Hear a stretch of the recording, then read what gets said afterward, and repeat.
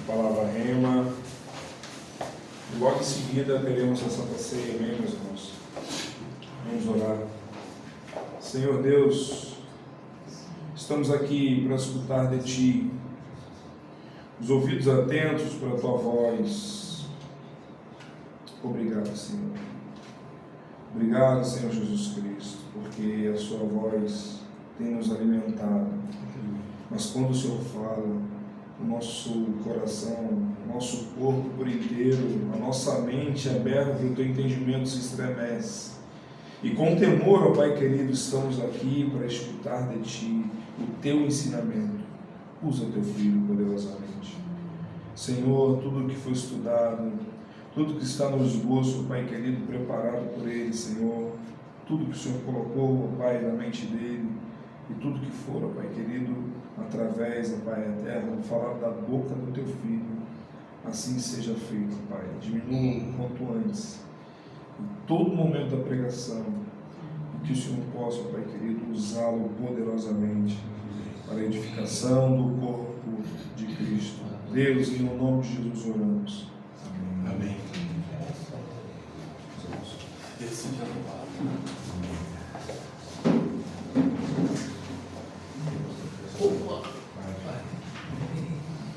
Bom dia a todos.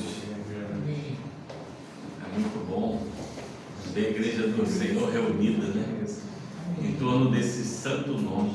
Que presença gostosa a gente fica falando como igreja, né? Às vezes eu paro para pensar e vejo como é gostoso a gente ouvir a voz do irmão cantando, da irmã cantando. Às vezes a gente entra em igreja e a gente só ouve aqui na barulheira, né? Não consegue ouvir. E muitas vezes a voz do irmão, a voz da irmã enche mais a gente do que propriamente um microfone, uma bateria, né? Porque a gente sente a paixão na voz, sente o amor de cantar. Isso é o que a gente chama na igreja de canto congregacional, quando toda a congregação canta junto. Não tem coisa mais linda, que a gente vai fazer isso no céu. A gente vai cantar junto para o Senhor, louvar Ele o tempo todo. Glória a Deus. Isso é bom demais. Hoje nós vamos dar continuidade no Evangelho de Marcos, que a gente vem trabalhando. Estamos caminhando para o final do Evangelho. Jesus está caminhando para a cruz, no Evangelho de Marcos. Antes de começar, queria dar uma palavra rápida, que hoje nós vivemos, parece que a era dos debates, né? A era dos debates familiares, a era dos debates políticos, a era dos debates profissionais, a era dos debates em tudo que na esfera civil e familiar a gente vê. É discussão dentro de casa, é discussão na internet, é discussão na rua, é discussão no trabalho, é discussão em tudo que é lugar. E muitas vezes esses debates eles são regidos por mentiras. Eles não são regidos pela verdade. O que falta hoje no debate é a honestidade, é a verdade, é a sinceridade. E quando a gente para e começa a atentar para essas coisas, e a gente olha um texto como a gente vai pregar hoje aqui, como é importante estar sempre com a verdade, do lado da verdade. Eu não sou o dono da verdade, mas a palavra de Deus é. Muitas vezes me perguntam, mas Flávio, o que é a verdade? A verdade é uma pessoa. Cristo se definiu. Eu sou a verdade. A verdade não é a ausência de mentira, a verdade é uma pessoa. Ele se apresentou como a verdade. Você entende a seriedade disso? Quando você fala a verdade, você está falando de Cristo. João Calvino tem uma frase que diz que a verdade é verdade até na boca do ímpio. A verdade procede de Deus até na boca do ímpio. O que ele está querendo dizer? Que a verdade representa a Deus até na boca do ímpio. Quando o ímpio fala a verdade, ele está representando Deus. Quando falamos mentira, nós estamos representando o pai da mentira. E o que esse texto vai nos ensinar hoje é que mesmo nessa era dos debates que nós vivemos, não há outra forma de se debater a não ser pela verdade. Muitos de nós têm se atentado às filosofias mundanas, à nova cultura, a diversos outros conhecimentos, mas tudo que a gente precisa para um debate está aqui. Porque quando a gente entende que a verdade é Cristo, tudo se abre. Vamos ler hoje o texto que está em Marcos 12, dos versos 13 a 34. É um texto um pouquinho mais longo, mas dá para a gente pregar bem dentro do tempo aí, como nós sempre fizemos. E aí, vamos pregar sobre esse texto. E aqui, antes de começar, eu queria falar rapidamente com vocês. O que a gente tem pregado aqui é que a gente vê que Jesus está diante de uma disputa com o Sinédrio. Jesus vem discutindo com eles desde ali do capítulo 11, verso 27, em que os mestres da lei, os principais sacerdotes questionam Jesus: Jesus, de onde vem a sua autoridade para chutar essas bancas aqui e repreender esse comércio que nós do Sinédrio, nós os saduceus, os fariseus comandamos? E Jesus faz uma pergunta para eles: se o batismo de João Batista era do céu ou dos homens? E aqueles homens ficam sem resposta, não conseguem responder. E eles dizem: nós não sabemos. E Jesus diz para eles: então, eu não vos digo com que autoridade eu faço essas coisas. E logo depois Jesus entra numa parábola para mostrar a autoridade dele para aquelas pessoas que não entendiam. Que ele fala: olha, desde o princípio eu tenho mandado mensageiros para a vinha, e vocês têm apedrejado, vocês têm vilipendiado, vocês têm matado os profetas, até que eu mando o meu filho, que é o herdeiro, que tem toda a autoridade, e vocês o matam.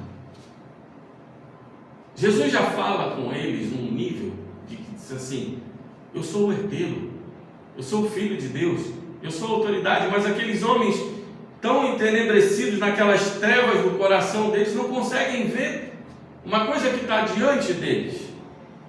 E agora eles vão entrar em novas questões com Jesus.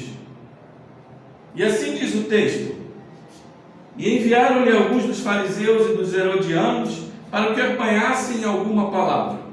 Chegando, disseram-lhe: mestre, sabemos que és verdadeiro e não te importas com quem quer que seja, porque não olhas a aparência dos homens. Antes, segundo a verdade, ensina-nos o caminho de Deus. É lícito pagar tributo a César ou não? Devemos ou não devemos pagar? Mas Jesus, percebendo-lhes a hipocrisia, respondeu: por que me experimentais? Trazei-me um denário para que eu veja. E eles lhe trouxeram. Perguntou-lhes: de quem é esse fiz de inscrição? Responderam: de César. Disse-lhes então Jesus: dai a César o que é de César, e a Deus o que é de Deus. E muitos se admiraram dele. Então os saduceus, que dizem não haver ressurreição, aproximaram-se dele e lhe perguntaram, dizendo: mestre, Moisés nos deixou escrito que se morrer o irmão de alguém, deixar mulher sem filhos, seu irmão a tome como esposa e suscite descendência a seu irmão. Ora, havia 7 irmãos. O primeiro casou e morreu sem deixar descendência. O segundo desposou a viúva e morreu, também sem deixar descendência. E o terceiro da mesma forma. E assim os 7 não deixaram descendência. Por fim, depois de todos, morreu também a mulher. Na ressurreição, quando eles lhes ressuscitarem, de qual deles será ela a esposa? Porque os 7 as desposaram.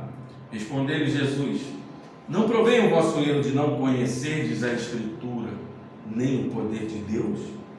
Pois quando ressuscitarem de entre os mortos, nem casarão, nem se darão em casamento, porém são como os anjos nos céus. Quanto à ressurreição dos mortos, não tendes lido no livro de Moisés, no trecho referente à sarça, como Deus lhe falou? Eu sou o Deus de Abraão, o Deus de Isaac, o Deus de Jacó. Ora, Ele não é Deus de mortos, e sim de vivos. Laborais em grande erro. Chegando um dos escribas, tendo ouvido a discussão entre eles, vendo como Jesus lhes houvera respondido, bem perguntou-lhe: qual é o principal de todos os mandamentos? Respondeu Jesus: o principal é: ouve, ó Israel, o Senhor nosso Deus é o único Senhor.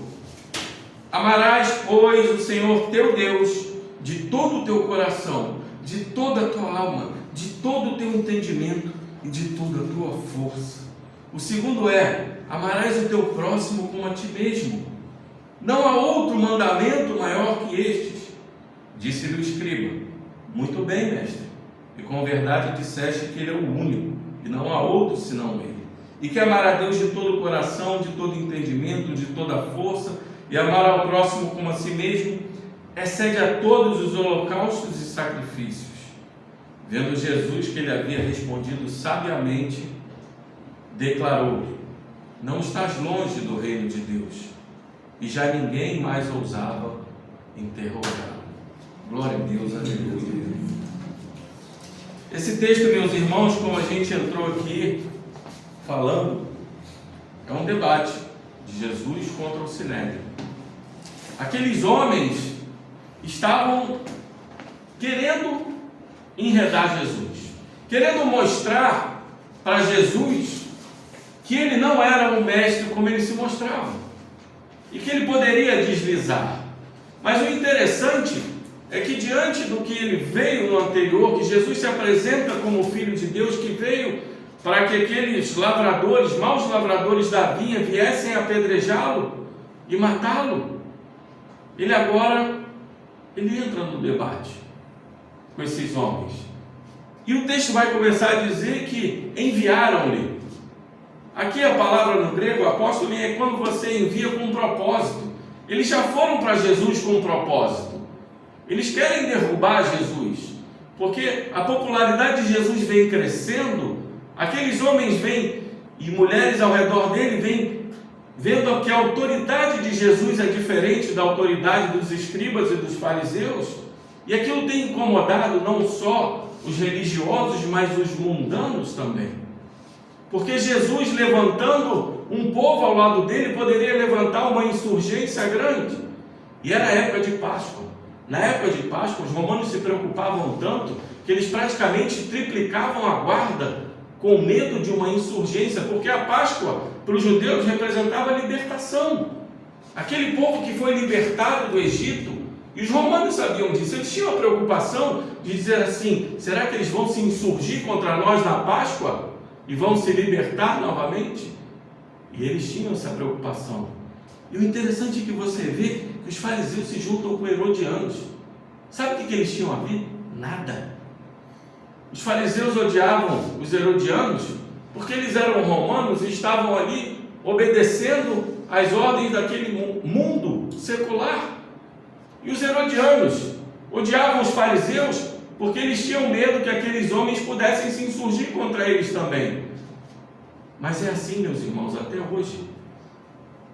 Quando o Evangelho de Jesus Cristo começa a prosperar, os formalistas e religiosos e os mundanos se juntam para derrubar o Evangelho. Os homens e os religiosos se juntam para derrubar. Mas Jesus, vendo e olhando o coração daqueles homens, ele pergunta: mas por que me experimentais? Mas eu quero que você preste atenção como esses homens chegam a Jesus. Ele diz assim: mestre, sabemos que és verdadeiro, não te importas com quem quer que seja, porque não olhas a aparência dos homens, antes, segundo a verdade, ensinas o caminho de Deus. Eles elogiam Jesus. Meus irmãos,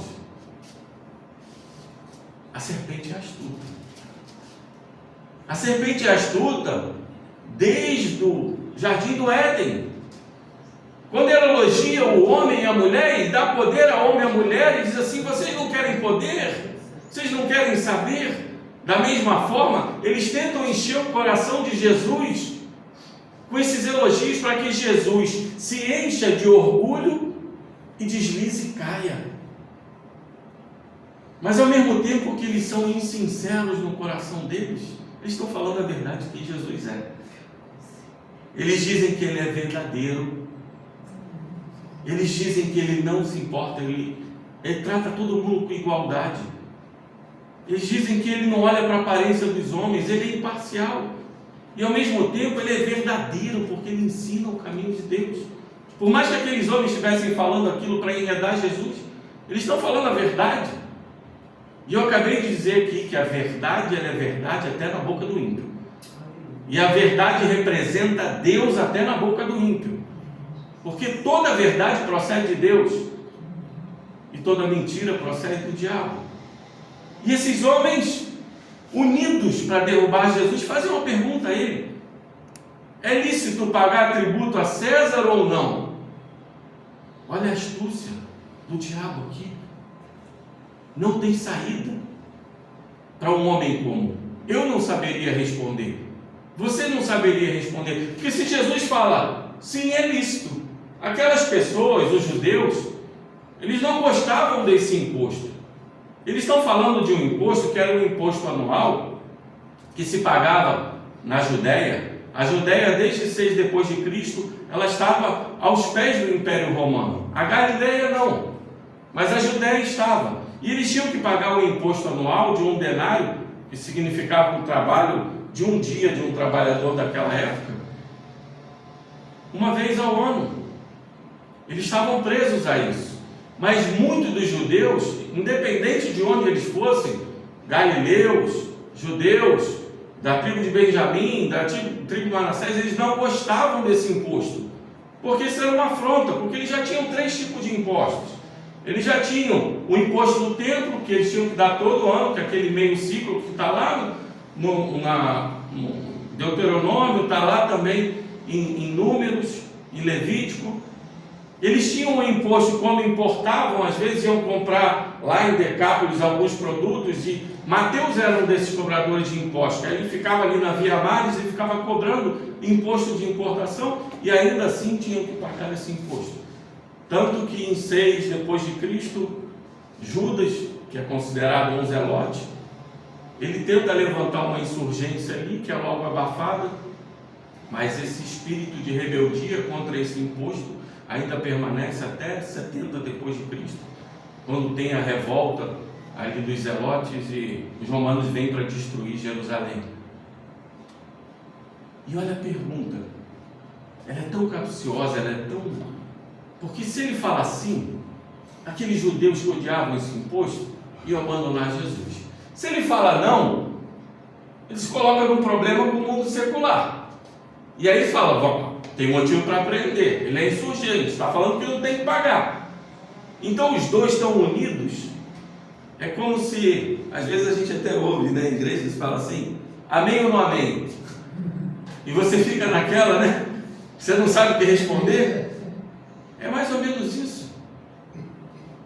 É uma pergunta que nenhum de nós saberia responder.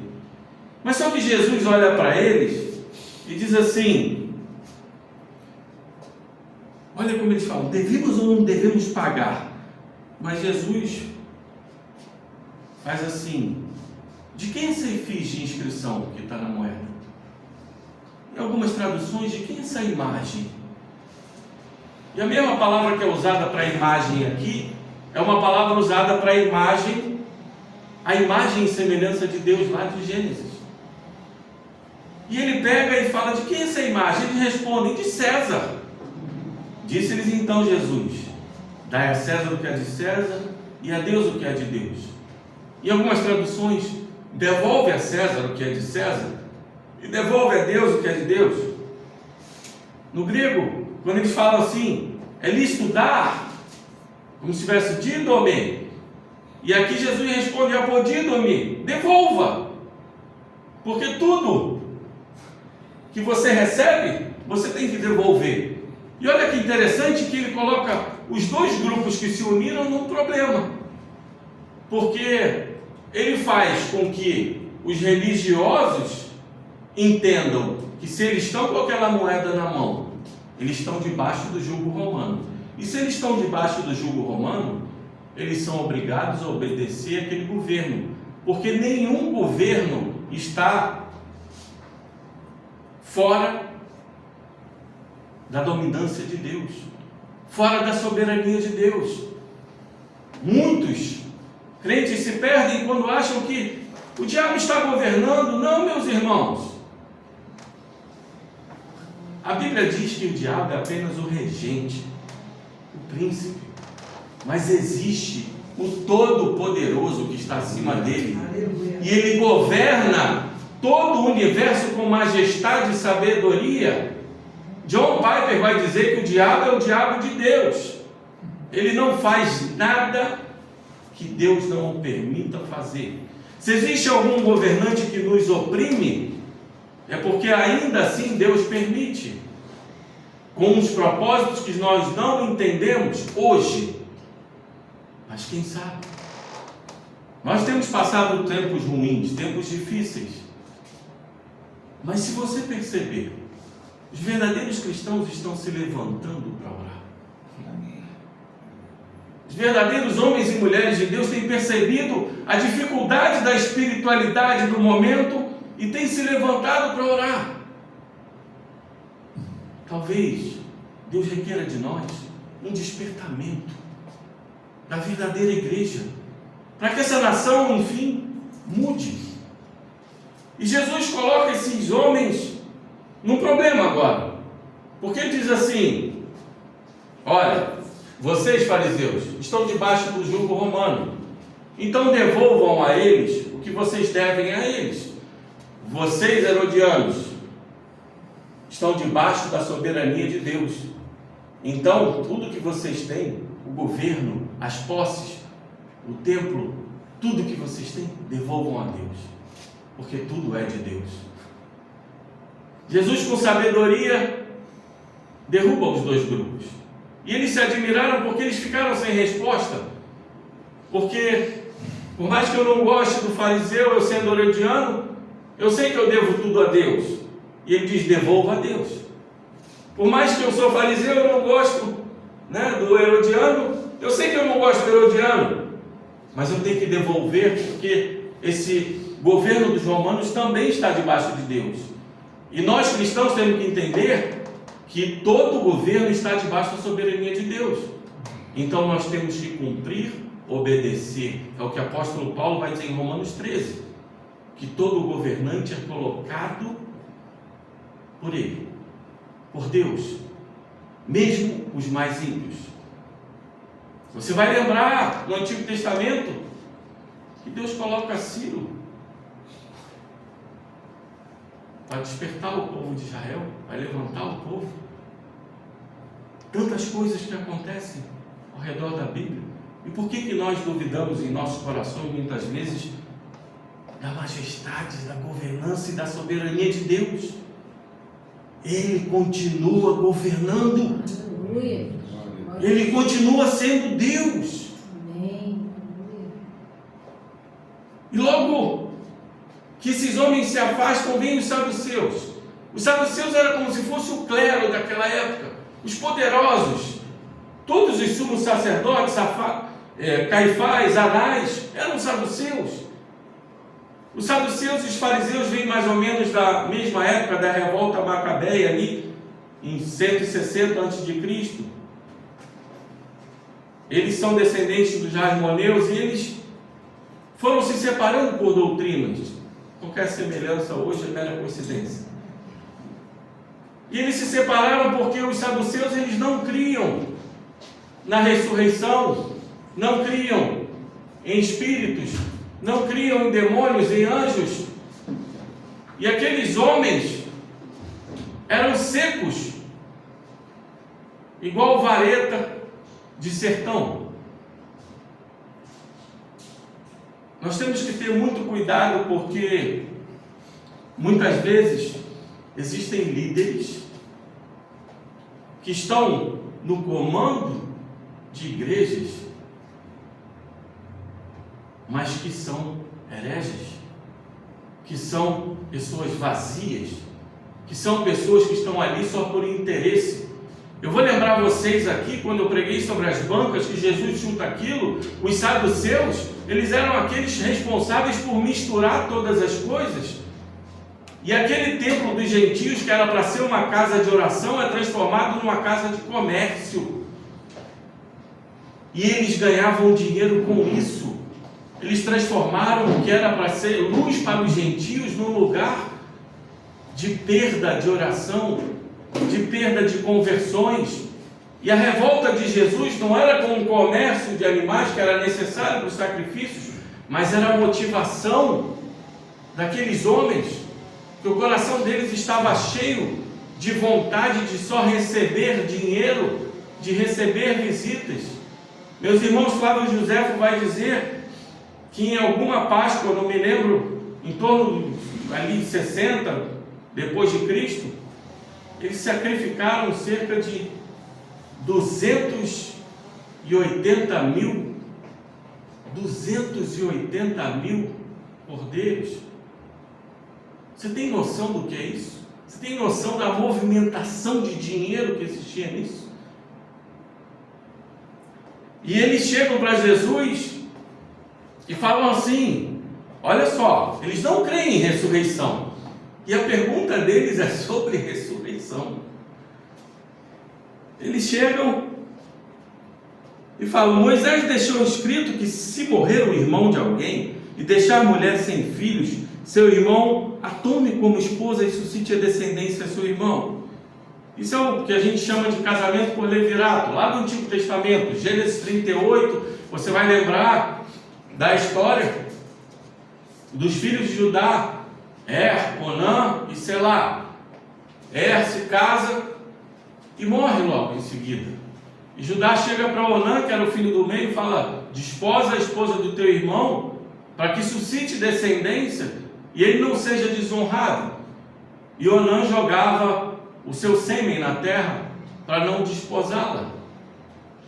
E Judá, percebendo isso, chega para a esposa Tamar de e vai dizer: Tamar, vai para a casa dos teus pais, até que Selá cresça e possa te desposar e te dar descendência e te dar a honra do seu ex-marido.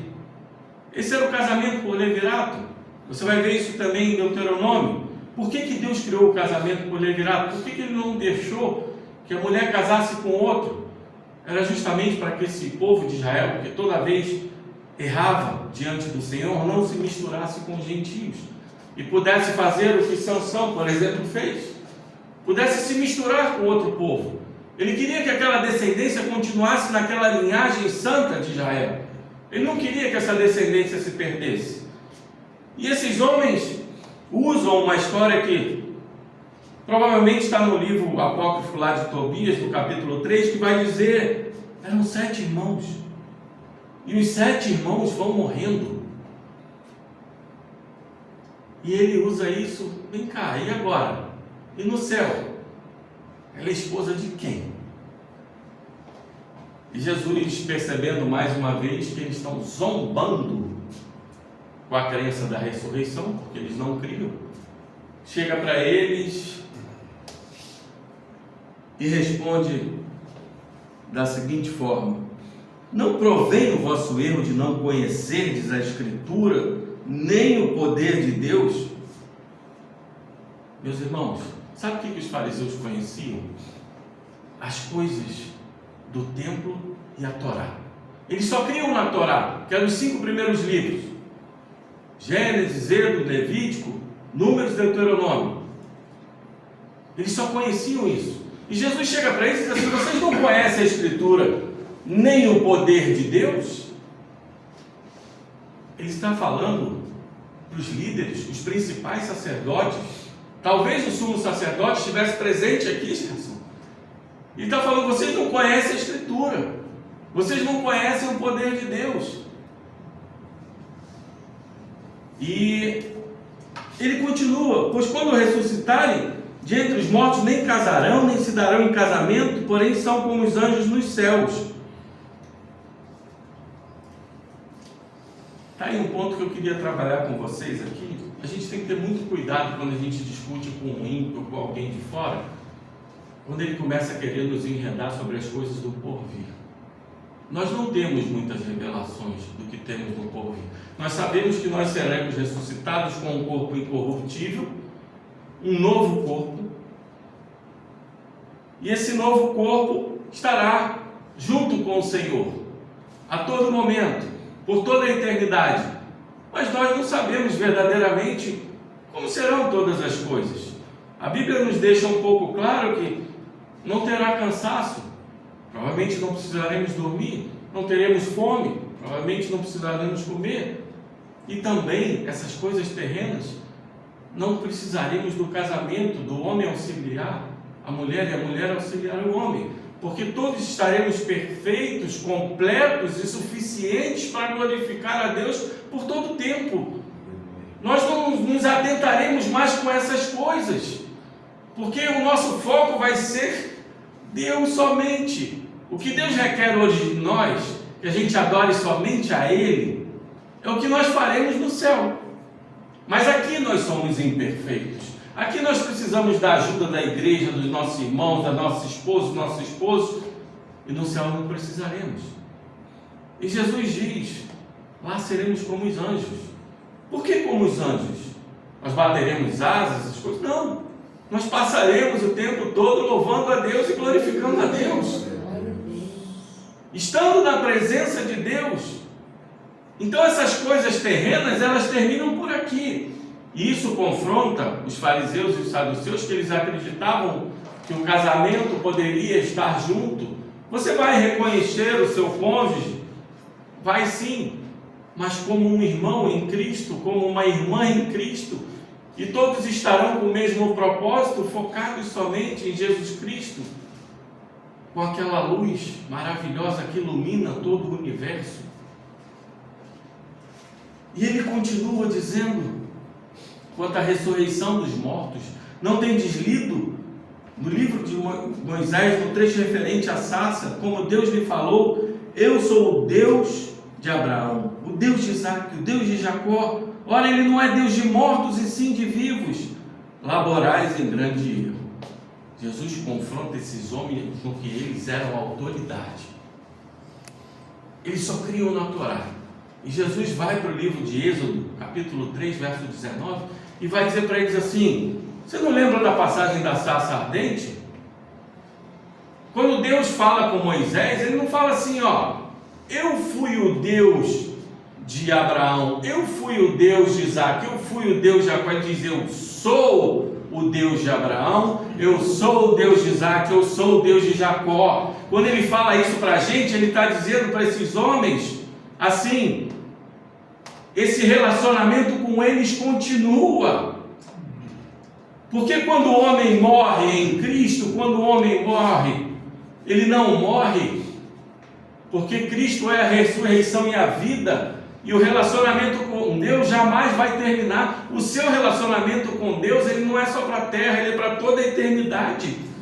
E ele está dizendo isso para esses homens, o relacionamento com Deus é eterno. Ele é Deus de vivos, ele não é Deus de mortos. Esses homens, apesar de mortos, hoje estão vivos comigo. Tanto que o seio dos salvos se chama seio de Abraão. Aquele homem está com Cristo. Abraão, Isaac, Jacó estão vivos. E Jesus vai dizer isso no Evangelho de Mateus, no capítulo 23, que ele vai dizer que as alianças de Abraão, de Isaac e Jacó permanecem. E isso para nós é um conforto muito grande, porque nós sabemos que a morte não é nada para nós. Porque esse Deus maravilhoso que nos dá força para lutar aqui, esse Deus maravilhoso que está conosco nas dificuldades, esse Deus maravilhoso que a gente, dia após dia, aprende a se render e dizer, Senhor, se não fosse o Senhor eu já tinha caído. Ele continuará para sempre do seu lado, porque Ele não é Deus de mortos e vivos. E meus irmãos e irmãs, nós somos vivos em Cristo, nós fomos crucificados com Cristo para ter vida com Ele. E Ele nos deu a vida que é dele, a vida eterna, a vida que nos enche. Quando Jesus fala assim, a minha vida vos dou, Ele não está te dando uma vida comum. Ele pega a vida que é dele, que sempre existiu, e põe em você. É uma vida que não se acaba. Que é presente maior do que esse. E Ele pega para esses homens e diz, vocês não conhecem nada. Você pode ser um sumo sacerdote, você pode ser um líder de igreja, você pode ser o que for, mas se você não conhece que eu sou Deus de vivos, que eu sou Deus de relacionamento pessoal, você não me conhece.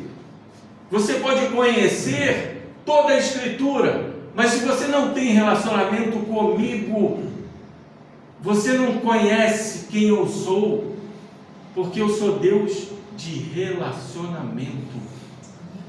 Quando nós colocamos que nós somos imagem e semelhança de Deus, é porque nós precisamos nos relacionar, assim como o Pai, Filho e Espírito se relacionam por toda a eternidade, se amando e glorificando um ao outro. Nós temos que viver em torno da nossa família da fé também, nos amando, ajudando uns aos outros, porque a nossa imagem e semelhança é de relacionamento. E um escriba chega perto de Jesus. O escriba era o mestre da lei, era aquele que ficava estudando toda a lei. Ali nós vamos falar do que chama a Taná, que era Torá, Levim, Ketuvim, que o judeu chama, que é a Torá, que é o Pentateuco, os escritos e os profetas. E eles ficavam o dia inteiro olhando aquilo e estudando aquela lei, que o judeu, da lei, tinham 613 mandamentos, Gerson. E você sabe que eram 365 mandamentos negativos, um para cada dia do ano, e 248 positivos. 365 dizendo assim, não faça isso, não faça isso, não faça isso, não faça isso.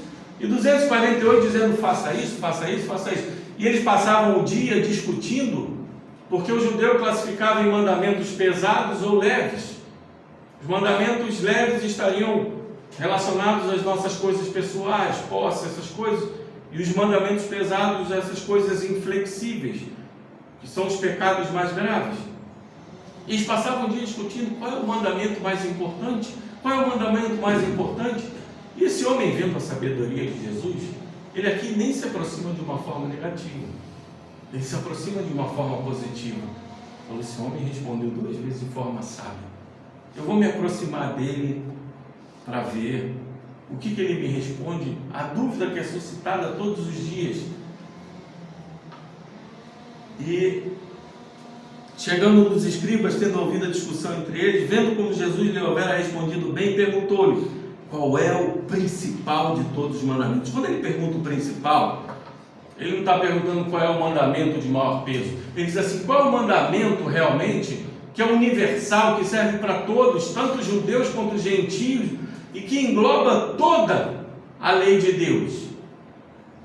Ele fez uma pergunta difícil para Jesus, mas ele responde, meus irmãos e irmãs, Jesus respondeu, o principal é, ouve, ó Israel, o Senhor nosso Deus é o único Senhor. Em hebraico, todos os judeus piedosos daquela época recitavam isso 2 vezes por dia, de manhã e à noite, na frente dos filhos, na frente das esposas, falavam Adonai Elohim, Adonai Errad, Adonai Elohim, sempre falando, o Senhor é Deus, o Senhor é um, o Senhor é Deus, o Senhor é um. E ele responde para esses homens, para esse escriba, na presença de todos esses homens, e ele ainda diz, amarás, pois, o Senhor teu Deus, de todo o teu coração, de toda a tua alma, de todo o entendimento, de toda a tua força. O segundo é, amarás o teu próximo como a ti mesmo. Nenhum homem até essa época tinha unido esses 2 mandamentos. Sabe o que é interessante nisso aqui? É que ele está falando que o Senhor é o único Deus. O Senhor é um. Mas ele diz, o Senhor é um, mas você vai amar Ele de todo o teu coração, alma, força e entendimento. E você vai amar o próximo como a ti mesmo. Jesus une uma coisa que ele diz assim, ó, o Senhor é tudo de mais importante, mas para Ele ser mais importante na sua vida, você tem que amar Ele de todo o coração, alma, força, entendimento. É como se Ele estivesse dizendo, é com o teu espírito, é com a tua vontade, é com a tua força, é com tudo que você tem, é todo o seu ser. Não existe meia adoração para Cristo. Quando você está aos pés de Jesus, é para você adorar Ele por completo, se apagar, se anular. Quando Jesus diz assim, morra para si mesmo, se anule, é porque quando a gente apaga isso de dentro de nós, a gente consegue adorá-lo com verdade. E ele fala, amarás o teu próximo como a ti mesmo. Olha que interessante, que ele une e fala o seguinte: você pode dizer que o Senhor é único, você pode dizer que o Senhor é Deus, mas para você de verdade estar em relacionamento com Deus, você tem que amá-lo. E esse amá-lo é pré-requisito para você amar o próximo. Não existe amor ao próximo sem que você ame a Deus, porque o amor dos seres humanos é um amor falho. O amor dos seres humanos é aquele amor condicional. Eu te amo porque você me trata bem, eu te amo porque você me ajuda. Difícil é amar o inimigo, né? Difícil é amar aquele que te taca pedra, aquele que fala mal de você.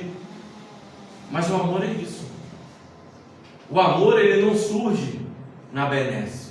O amor surge na dificuldade. O amor, ele não é paixão. Jesus não nos chamou para gostar de pessoas. Jesus nos chamou para amar pessoas. Eu posso ter um melhor relacionamento com o Marcos do que com o Zé, mas eu tenho a obrigação de amar os dois, independente se ele fala bem de mim e se ele fala mal de mim, porque eu amontou brasas na cabeça daquele que me taca pedra. Eu não preciso gostar, porque nós temos preferências. Nós temos preferências para casar, para namorar, nós temos preferência pela profissão, nós temos preferência até pelas pessoas que escolhemos, mas nós temos obrigação de amá-los. E meus irmãos, o amor do ser humano é um amor falho. Agora, o amor de Deus é um amor que jamais vai falhar, porque quando você está em comunhão, em relacionamento com Deus, aquele amor invade, aquela graça invade tanto o teu coração, como a gente cantou aqui no louvor, invade-me. Quando eu estou nesse lugar, a tua graça invade-me, que o amor transborda. Você quer botar isso para fora. Deixa eu dizer uma outra coisa para você. A filosofia nos ensina que você tem que amar a si próprio. Não existe amor para dentro. Jesus nos mostra nesses dois mandamentos, o amor é sempre para fora, é a Deus e ao próximo, é para cima e para o lado. Você não pode amar porque você precisa de um objeto, algo ou alguém. O amor é sempre algo ou alguém, não é você. Você não pode gerar um sentimento por você mesmo. Isso é idolatria de si mesmo. Isso é pecado. Então nós precisamos amar a Deus e amar o próximo. Mas da mesma forma que para amar o próximo nós precisamos amar a Deus, aquele que ama o próximo, ele é uma referência de que ele ama a Deus, porque se ele não ama o próximo que é visível, como João diz, ele é mentiroso. Como ele vai amar a Deus? Porque se ele ama o que é visível, como ele vai amar o que é invisível? É isso que o apóstolo coloca em questão quando ele está falando de amor. Se você diz que ama o seu irmão, que não ama seu irmão, que é invisível, como é que você vai amar a Deus? Que é invisível, né? Seu irmão é visível, Deus é invisível. Então existe uma contradição. E o Senhor responde para esse homem. E o amor de Cristo falando desse mandamento move o coração dele. Porque olha o que o escriba diz para ele: muito bem, mestre, e com verdade disseste que Ele é o único, e não há outro senão Ele, e que amar a Deus de todo o coração, de todo entendimento, toda a força, e amar ao próximo como a si mesmo, excede a todos os holocaustos e sacrifícios. Um escriba, um mestre da lei, que conhecia todos os holocaustos, todos os sacrifícios, tudo aquilo que foi ensinado para ele desde criança. Ele diz que esses mandamentos são mais importantes, ele rebaixa o sistema de sacrifícios de Israel. Aí você vai me perguntar, mas como ele fez isso? A única resposta que eu tenho para esse texto, o amor de Jesus transbordou tanto nas palavras de amarás o teu Deus de todo o teu coração, de toda a tua alma, de toda a tua força e entendimento, e teu próximo a ti mesmo, que aquele homem ficou tão envolvido nessa graça dele, que ele fala, esses sacrifícios não são nada. E essa é a resposta correta, sabe por quê, meus irmãos e irmãs? Muitas vezes nós fazemos sacrifícios para Deus, mas vazios. Quantas vezes no Antigo Testamento Deus falou para o povo de Israel: não quero matança de bodes, nem de ovelhas, nem de cordeiros, porque vocês vêm vazios para mim, vocês vêm vazios de Deus. Se vão se sacrificar, sacrifiquem com o coração, sacrifiquem com amor verdadeiro. E esse texto nos ensina, meus irmãos, que aquilo que o apóstolo Paulo vai dizer em 1 Coríntios 13, não há nada sem o amor. A nossa vida ela é pautada no amor. O amor a Deus e o amor ao próximo, não o amor a mim mesmo. Se todos entendessem que o amor, verdadeiro amor, ele é sacrificial, qual é a maior obra de amor que a gente conhece? É Cristo se entregando na cruz. E o que custou esse amor? Sacrifício. E o que é o amor verdadeiro pelo próximo? É quando a gente se sacrifica pelo outro, é quando dói para a gente fazer aquilo, mas a gente se sacrifica. Mas a gente se sacrifica pelo próximo porque a gente ama tanto a Deus, de tanto coração, de tanta alma, que a gente quer honrar o nome de Deus. Hoje o que falta para nós, meus irmãos, na igreja, eu não falo somente nós, não, estou falando da igreja em geral, é entregar-se ao Senhor de todo ser realmente. É na hora que você pode orar todos os dias e não ser nada, mas você pode orar um dia em que você coloque toda a sua alma para fora, e essa oração vai fazer o céu transbordar de alegria, porque o Senhor, Ele gosta de um coração contrito, quebrantado, aquele que se joga aos pés. Eu digo aqui, sempre falei aqui, cristianismo não é para religioso, o cristianismo é para desesperado, é para aqueles que querem algo do Senhor, é aqueles que choram aos pés do Senhor, é aqueles que se sacrificam, é aqueles que sabem que o caminho com Cristo muitas vezes pode não ser um caminho fácil, mas Ele está do nosso lado sempre. Ele estende a mão para nós, todas as nossas dificuldades. Meus irmãos, a gente está andando por uma selva cheio de bestas feras, cheio de animais, e aquele homem aparece para nós. Jesus apareceu no meio das nossas vidas e disse: eu sou o teu guia, eu não vou te tirar da floresta nem da selva, mas eu vou caminhar contigo, e eu sei onde eu vou chegar. Nós vamos sair disso. Siga-me, esqueça tudo o que você sabe, siga-me. Essa é a presença de Deus. É isso que nós precisamos. E para terminar, meus irmãos, quando a gente fala aqui de amor, Cristo, eu falei que nós vivemos na era dos debates. Existe um autor cristão, David Paulson, que diz assim: falar a verdade em amor. Eu falei aqui que para entrar num debate é preciso estar do lado da verdade. A verdade não é algo que a gente pensa que é verdade. A verdade é uma pessoa, ela é Cristo. Quando eu falo a verdade, eu estou falando de Cristo. Quando eu falo a verdade, eu estou representando a Deus. Se eu entro num debate, eu tenho que entrar para falar a verdade. Cristo aqui venceu eles apenas com a verdade, com amor, com mandamento, com a Escritura. E muitas vezes nós tentamos entrar na seara de pessoas, discutir no terreno. Não saia de um campo aberto, que é a sua Escritura, para discutir numa selva com uma pessoa. Não perca tempo. Quando Jesus fala, não dê pérola aos porcos, Ele está dizendo, não perca tempo com bobagens. Fale apenas a verdade e atinja o coração dele com a verdade. Atinja a consciência dele, porque todos os homens e mulheres têm consciência. E diga, você sabe qual é a verdade? Você sabe que você tem que seguir o caminho da verdade, mas você se rebela contra a verdade.